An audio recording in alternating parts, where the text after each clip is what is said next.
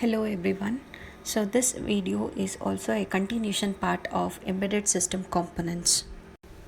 Communication interface is essential for communicating with various subsystems of embedded system and with the external world. So for communication interface, we have two types: onboard communication interface and external communication interface. So in the previous video, we have learned about onboard communication interface. So in this video, we'll learn about external communication interface. So what is this external communication interface? So this refers to different communication. It might be a channels or buses which is used by the embedded system to communicate with the external world. So if, for example, we have RS-232, RS, and also we have RS-485. So in the same way, we have Universal Serial Bus, USB, IEEE, infrared, Bluetooth, Wi-Fi, Zigbee, GPRS, and many more. So whatever the examples that was listed in our previous slides, so we'll discuss each one example in detail. So first let us take up RS-232C and RS-485. RS-232C recommended standard number 232 revision C from Electronic Industry Association is a legacy, means a gift. It's like a gift. Full duplex. So full duplex means for an example, if you take an example of a telephone, the two parties are speaking to each other. They can speak and hear simultaneously. So that is called as duplex, full duplex. Both parties can communicate each other simultaneously. So RS-232 is a full duplex wired asynchronous serial communication interface. The RS-232 interface is developed by Electronic Industries Association EIA during early 1960s. RS-232 extends the UART communication signal for external data communication. UART uses the standard TTL CMOS logic. So about UART we have learned in a previous video. So there in UART, logic high corresponds to bit value 1 and logic low corresponds to bit value 0 for the bit transmission, whereas in RS-232 it follows EIA standards for bit transmission. As per EIA standards, a logic 0 is represented with voltage between +3 and +5, and logic 1 is represented with voltage -3 and -25. In EIA standards, logic 0 is known as space and logic 1 as mark. For transmit and receive signal lines for data communication, RS-232 interface defines various handshaking and control signals for communication. So RS-232 supports two different types of connectors, namely DB9 9-pin connector and DB25, which is a 25-pin connector. Figure illustrates connector details for DB9 and DB25. So this table gives you pin details of two connectors which are explained in the following table. So next we'll know about how these RS-232 pins are connected in different applications. So if you take RS-232 is nothing but a point-to-point communication interface, and the devices involved in RS-232 communications, we call it as data terminal equipment DTE and data communication equipment DCE. So you can refer to the below diagram. So if no data flow control is required, so for example, if you take an example of a telephone line, so there no control of data is required. So there what we have to do is only TXD and RXD signal lines and ground lines, that is GND, are required for data transmission and reception. The RXD pin of DCE should be connected to TXD pin of DTE and vice versa for proper data transmission. This better you refer to the below diagram, you'll understand more clearly. So if hardware data flow control is required, hardware data flow is nothing but a half duplex. For example, if you are connecting a radio modem to computer interface. So there various control lines of RS-232 connections are used appropriately. So but wherein there is no control of data is required, only TXD, RXD and ground pins are used.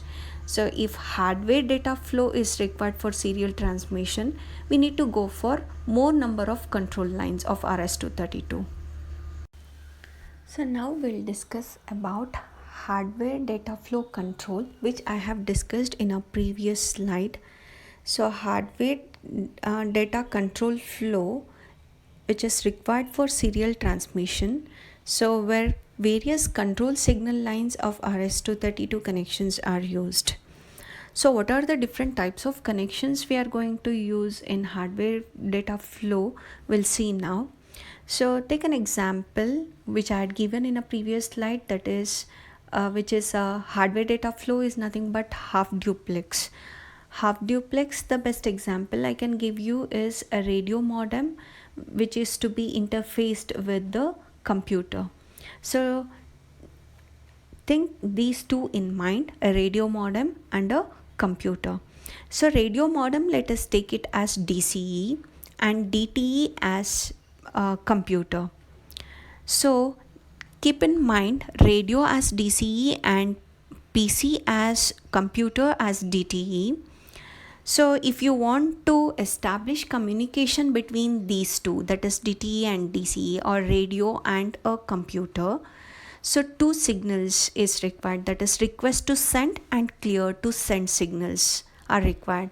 So these two signals will coordinate with each other when you want to establish a communication between a radio and a computer. Whenever DTE, so DTE means, keep in mind it is a computer, has to send the data to radio modem. So it activates always RTS line. And if DCE is ready to accept the data, it activates CTS line. So if the computer has to send the data, RTS line will be activated. Now the radio is receiving, so it activates CTS. Now we'll go with the reverse way, that is DTE when it is ready to accept the data. Now PC is ready to accept the data, radio is sending the data. If the PC wants to accept the data means data terminal ready, that is DTR signal is activated. Now radio is sending the data, that is DCE is sending the data means data set ready is activated, that is DSR is activated when it is ready for communication link. So if DTR should be in an activated state before the activation of DSR. So if you want to communicate between DTE and DCE, so DTR should be activated before than DSR line. So the data carrier detect DCD control signal is used for DCE, that is a radio modem is used with data carrier detector DCD control lines to indicate DTE has received a good signal. Now we have sent a data from radio to computer. So the computer will say that it has received a good signal by using a control signal DCD, that is data carrier detect. Then one more pin we have in RS-232, that is a ring indicator RI, is a modem specific signal line for indicating an incoming call on a telephone line. So we have observed that this. So in order to indicate the incoming call on a telephone line, we have a ring indicator. So that is what RI is. As per the EIA standard, RS-232 supports baud rates up to 20 kilo baud rates per second. upper limit is around 19.2 kilo bps.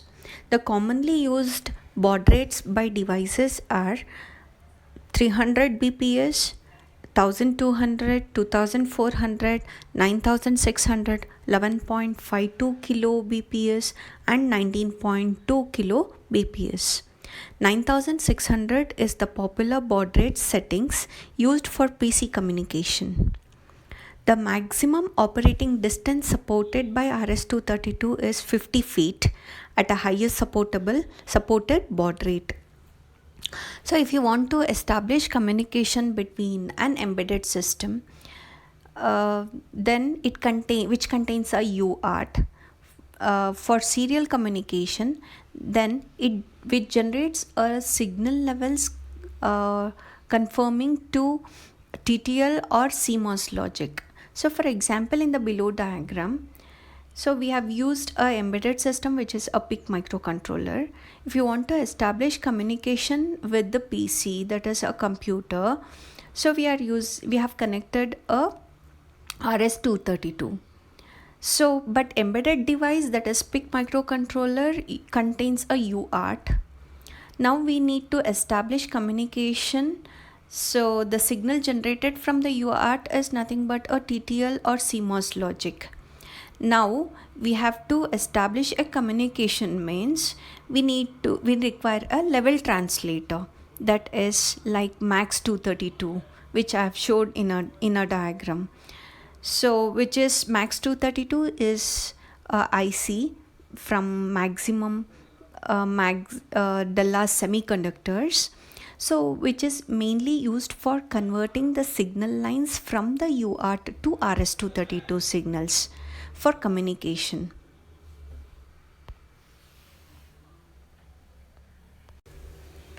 Though RS-232 was the most popular communication interface during the olden days, the advent of other communication techniques like Bluetooth, USB, Firewire, etc. are pushing down RS-232 from the scenes. Still, RS-232 is popular in certain legacy industrial applications. RS-232 supports only point-to-point communication and not suitable for multi-drop communication. It uses single-end data transfer technique for signal transmission and thereby more susceptible to noise, and it is greatly reduces the operating distance. RS-422 is another serial interface standard from EIEA for differential data communication. It supports data rates up to 100 kbps and distance up to 400 feet. The same RS-232 connector is used at the device end, and an RS-232 to RS-422 converter is plugged in the transmission line. RS-422 supports multi-drop communication with one transmitter device and receiver devices up to 10. RS-485 is the enhanced version of RS-22 and it supports multi-drop communication with up to 32 transmitting devices and 32 receiving devices on the bus. The communication between devices in the bus uses addressing mechanism to identify slave devices. So next is Universal Serial Bus USB. Universal Serial Bus USB is a wired high-speed serial bus for data communication. The first version of USB was released in 1995 and was created by the USB core group members consisting of Intel, Microsoft, IBM, Compaq, Digital and Northern Telecom. The USB communication system follows a star topology with a USB host at the center and one or more USB peripheral devices or USB host can be connected to it. A USB host can support connections up to 127, including slave peripheral devices and other USB hosts. So in this diagram, which illustrates the star topology of USB device connection.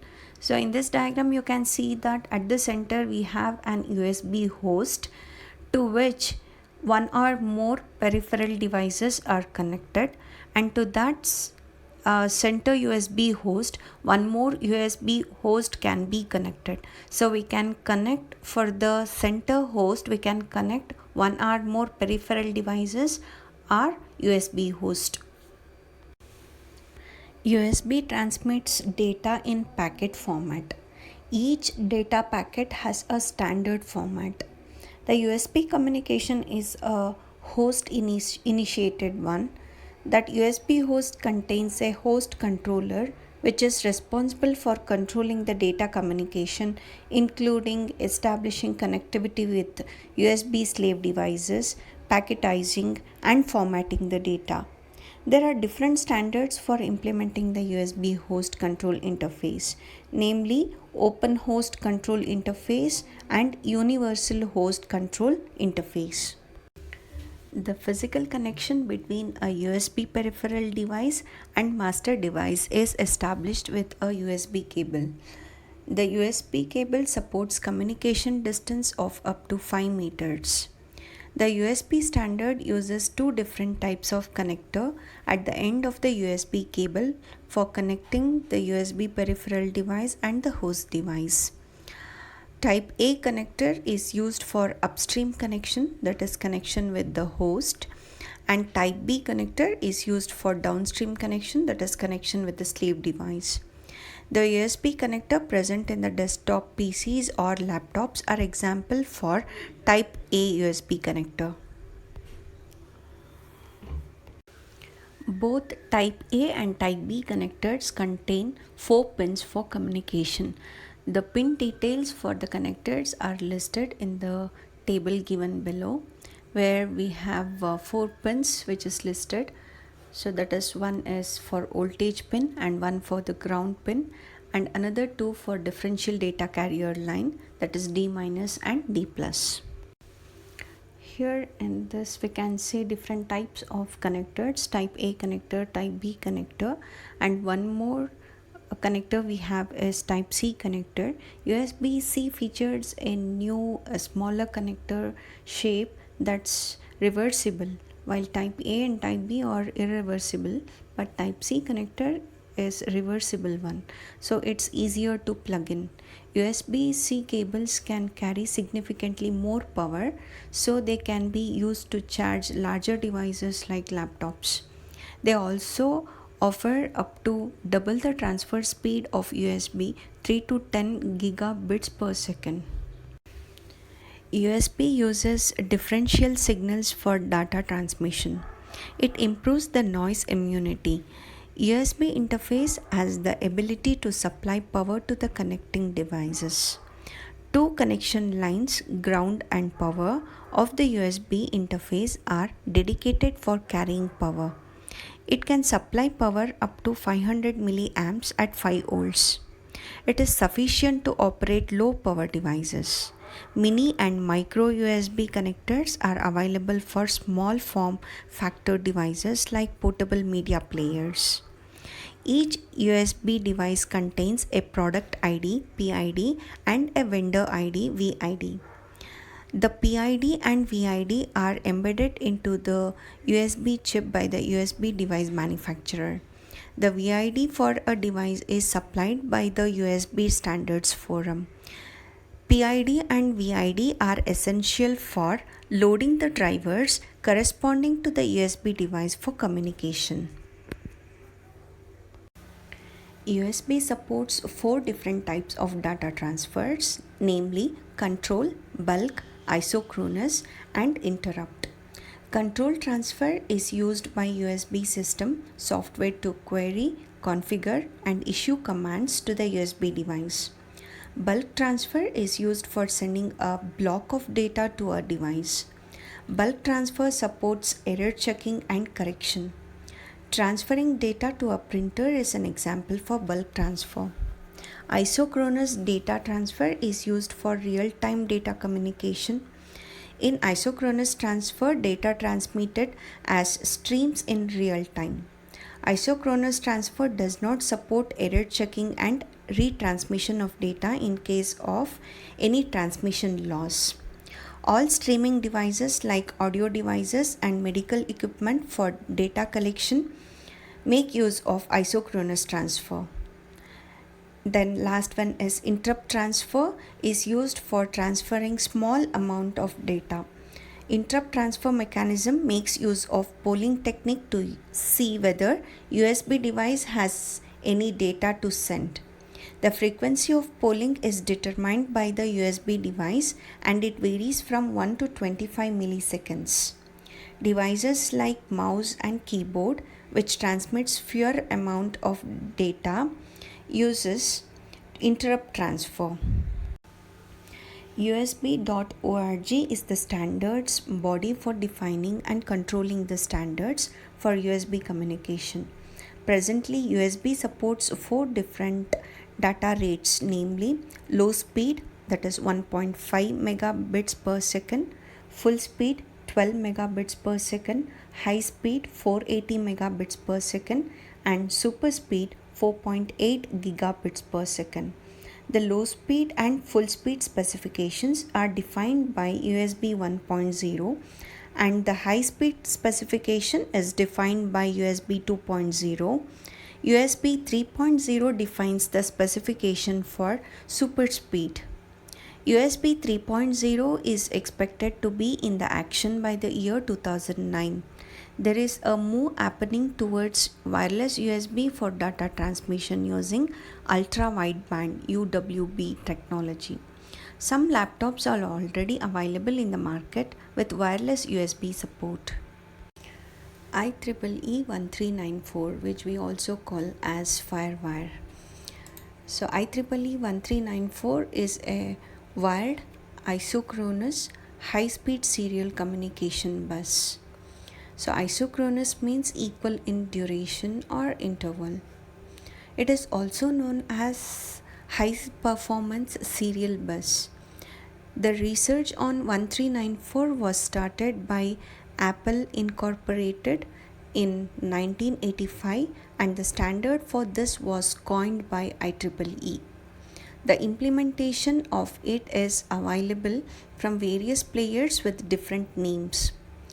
Apple Incorporated implementation of 1394 protocol is popularly known as FireWire. iLink is the 1394 implementation from Sony Corporation and Linux is the implementation from Texas Instruments. The 1394 standard supports a data rate of 400 to 3200 megabits per second. The IEEE 1394 uses differential data transfer, that is, the information is sent using differential signals through a pair of twisted cables. It increases the noise immunity. And the interface cable supports 3 types of connectors, namely 4-pin connector, 6-pin connector, which we call it as alpha connector, and 9-pin connector, which we call as beta connector. The 6 and 9-pin connectors carry power also to support external devices. Like in case an embedded device is connected to a PC through IEEE 1394 cable with 6 or 9-pin connector interface, it can operate from the power available through the connector. It can supply unregulated power in the range of 24 to 30 volts. Here there is a figure shown for 4-pin, 6-pin and 9-pin connectors. The table given below illustrates the pin details for 4, 6 and 9-pin connectors. There are 2 differential data transfer lines, A and B per connector. In 1394 cable, normally the differential lines of A are connected to B, like TPA plus is connected to TPB plus and TPA minus is connected to TPB minus and vice versa. The 1394 is a popular communication interface for connecting embedded devices like digital camera, camcorder, scanners to desktop computers for data transfer and storage. Unlike USB interface, IEEE 1394 does not require a host for communicating between devices. For example, you can directly connect a scanner with a printer for printing. So if you compare with USB, the data rate supported by 1394 is far higher. So the main disadvantage we have with 1394 is the hardware implementation is much costlier than USB implementation. Wireless communication interface. Wireless communication interface is an interface which is used for transmission of any information or a long distance without the help of any cables or wires or any other means of electrical conductors. They are broadly classified into following types like infrared, Bluetooth, Wi-Fi, Zigbee, GPRS. So we'll learn about each types in next topics in detail. So next we'll know about infrared. Infrared is a serial half duplex line of sight based wireless technology for data communication between devices. It is in use from the olden days of communication and you may be very familiar with it. The remote control of your TV, VCD players, etc. works on infrared data communication principle.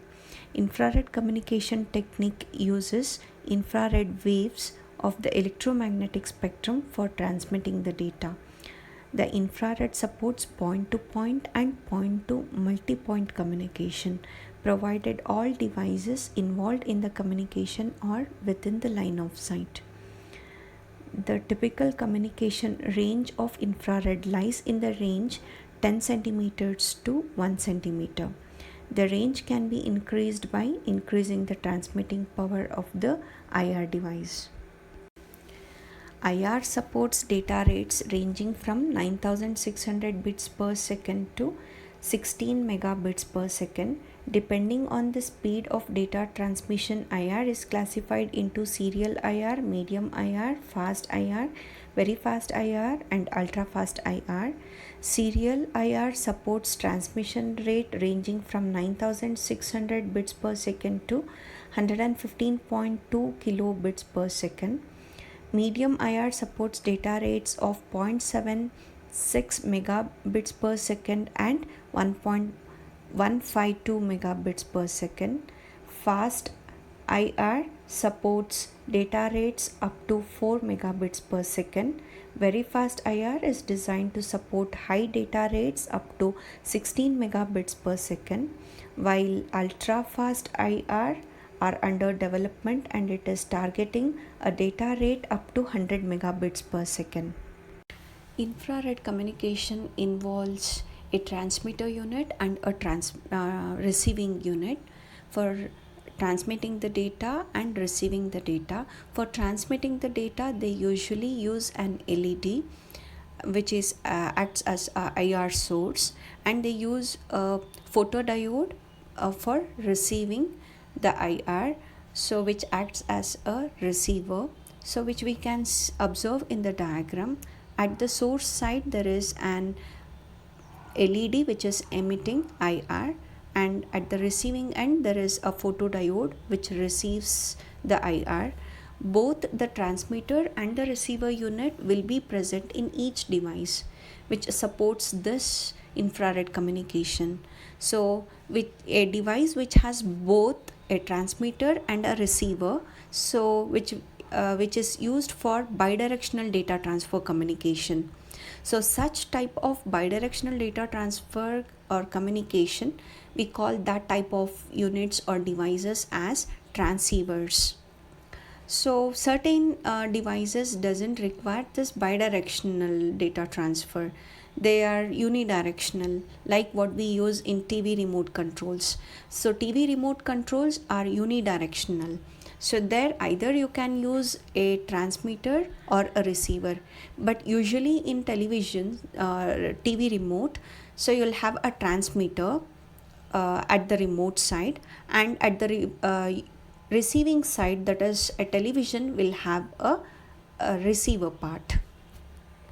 Infrared Data Association is regulatory body which is responsible for defining and licensing the specifications for IR data communication.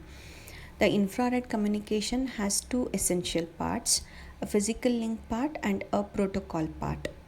A physical link is the one which is responsible for physical transmission of the data uh, between the devices and also which is supporting IR communication, and protocol part is responsible for defining the rules of the communication. A physical link works on the wireless principle, making use of infrared for communication. The infrared specifications include the standard for both physical link and protocol layer.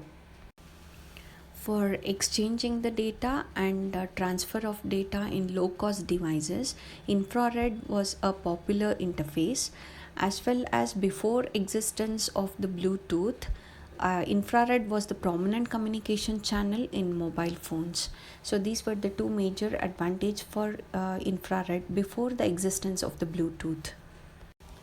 Next type of wireless communication we have is Bluetooth. Bluetooth is a low cost, low power, short range wireless technology for data and voice communication. Bluetooth was first proposed by Ericsson in 1994. Bluetooth operates at 2.4 GHz of radio frequency spectrum and uses a frequency hopping spread spectrum technique for communication. Literally, it supports a data rate of up to 1 megabits per second and a range of approximately 30 feet for data communication. Like infrared, Bluetooth communication also has two essential parts, a physical link part and a protocol part. The physical link is responsible for physical transmission of data between devices, which supports Bluetooth communication, and the protocol part is responsible for defining the rules of communication.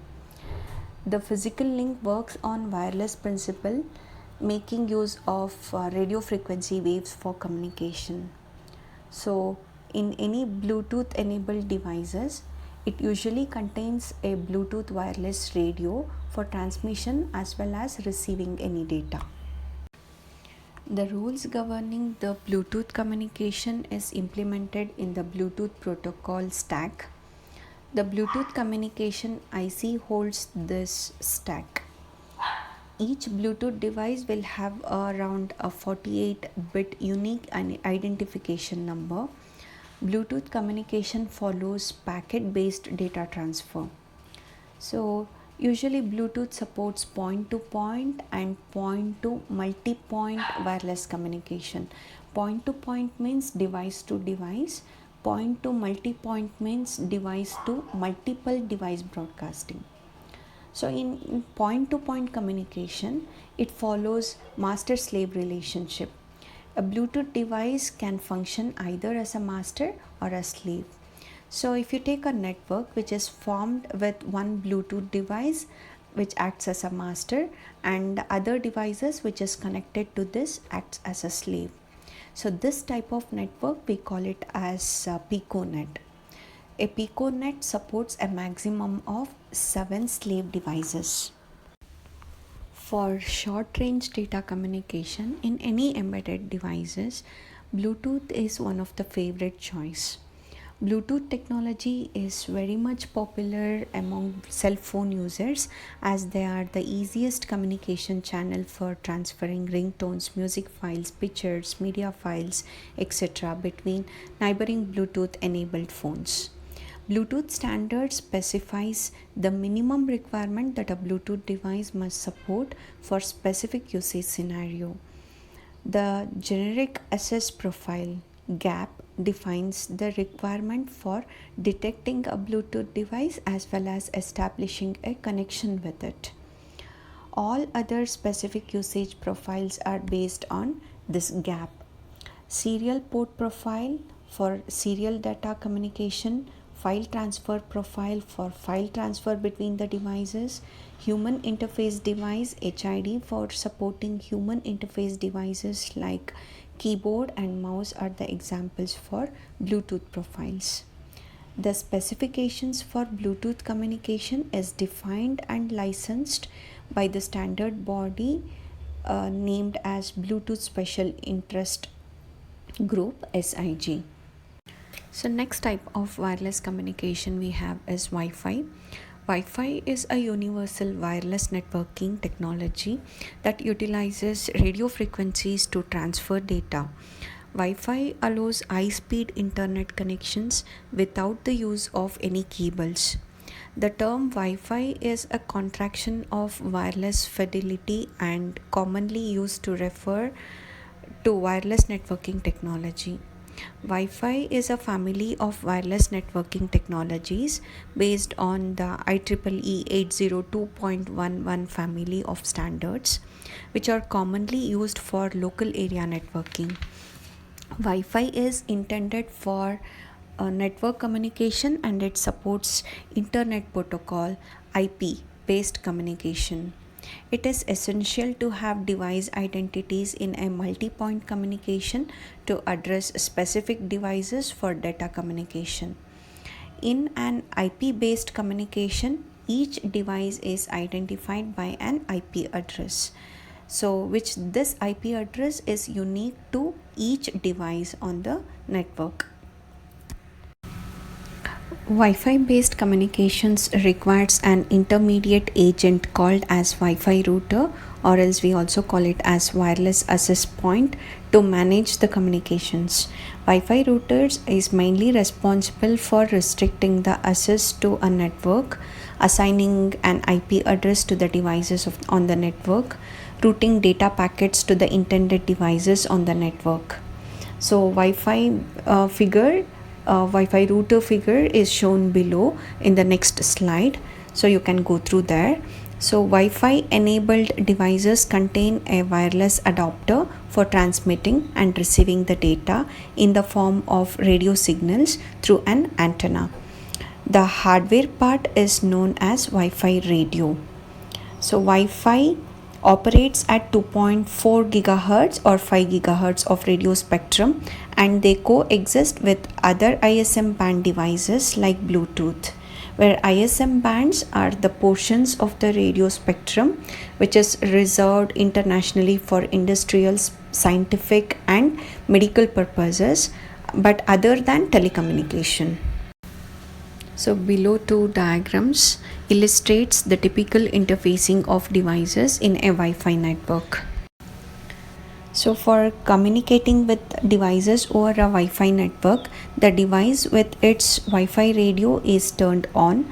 So it searches the available Wi-Fi network in its vicinity and list out the service set identifier, that is SSID, of the available networks. If the network is security enabled, a password may be required to connect to a particular SSID. Wi-Fi employs different security mechanisms like wired equivalence privacy, wireless protected access, etc. for securing the data communication. So Wi-Fi supports data rates ranging from 1 megabits per second to 150 megabits per second. So depending on the standards 802.11 and access or modulation methods, or the type of modulation methods used, depending on the type of antenna and usage location, whether it might be in an indoor or outdoor, Wi-Fi offers a range of 100 to 300 feet. So next type of wireless communication is Zigbee. Zigbee is an IEEE 802.15.4 2006 based specification for suite of high-level communication protocols, which is used to create personal area network with small low-power digital radios, such as applications where we use it in home automation, medical device data collection, and other low-power, low bandwidth needs designed for small-scale projects which needs wireless connections. Hence, Zigbee is a low-power, low-cost, low data rate wireless network. The technology defined by the ZigBee specification is intended to be simpler and less expensive than other wireless personal area networks such as Bluetooth or more general wireless networking such as Wi-Fi. So ZigBee specifications support a robust mesh network containing multiple nodes. This networking strategy makes the network reliable by permitting messages to travel through a number of different paths to get from one node to another node. ZigBee operates worldwide at unlicensed bands of radio spectrum, mainly at 2.400 to 2.484 GHz, 902 to 928 MHz, and 868 to 868.6 MHz. ZigBee supports an operating distance of up to 100 meters and a data rate of 20 to 250 kilobits per second. In the ZigBee terminology, each ZigBee device falls under any of the following ZigBee device categories. The categories are ZigBee coordinators, or else we also call network coordinator. Second one is ZigBee router or full function device, FFD. And last one is ZigBee end device, ZED, or else reduced function device, RFD. So the diagram which is shown in the next slide gives you an overview of all the three. So next we'll know about each one. So first we'll take up ZigBee coordinator. So ZigBee coordinator acts as the root of the ZigBee network.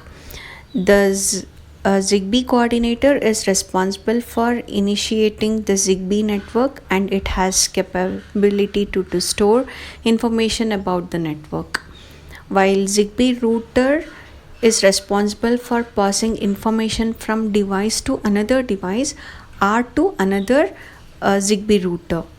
So next is ZigBee end device, which is this end device contains ZigBee functionality for data communication.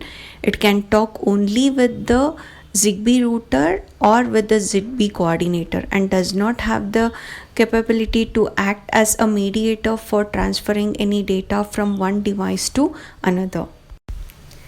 So this diagram shows you an overview of ZigBee coordinator, ZigBee router, and ZigBee end device in a ZigBee network.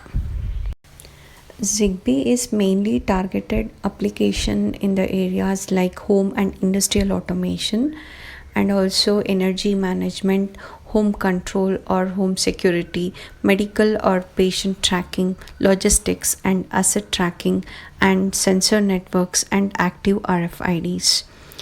So other than that, it is also that ZigBee technology applications is also used in automatic meter reading, smoke detectors, wireless telemetry, havoc control, that means heating, ventilation, air conditioning control, heating control, lighting controls, environmental controls, etc.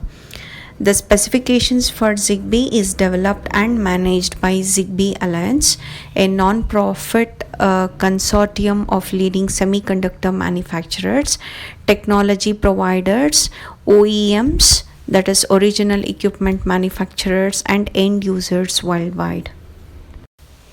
So next type we'll discuss about GPRS. So General Packet Radio Service is a communication technique which is used for transferring data over a mobile communication network like GSM. So data here we send in GPRS communication is in terms of packets. So in the transmitting device, these data packets will be splitted into several related packets, while at the receiving end, these data packets will be reconstructed back by combining the received data packets. The GPRS supports a theoretical maximum transfer rate of 171.2 kilobits per second. So in GPRS communication, a separate one radio channel is at the same time is shared between several users. So instead of using or dedicating a separate radio channel for cell phone users. So they use a single radio channel at one time, which is shared between several users. So GPRS communication divides the channel into 8 time slots and transmits data over the available channel. So GPRS supports different types of protocols for communication like Internet Protocol, point-to-point protocol, and X.25 protocols. GPRS is mainly used by mobile-enabled embedded devices for data communication. So here the device should support the necessary GPRS hardware like modem and radio. So to accomplish GPRS based communication, the carrier network also should have support for GPRS communication. So here GPRS is not an old technology and it is being replaced by new generation data communication techniques like edge, high speed downlink packets, assess, long term evaluation, that is LTE, etc., which follows higher bandwidths for communication.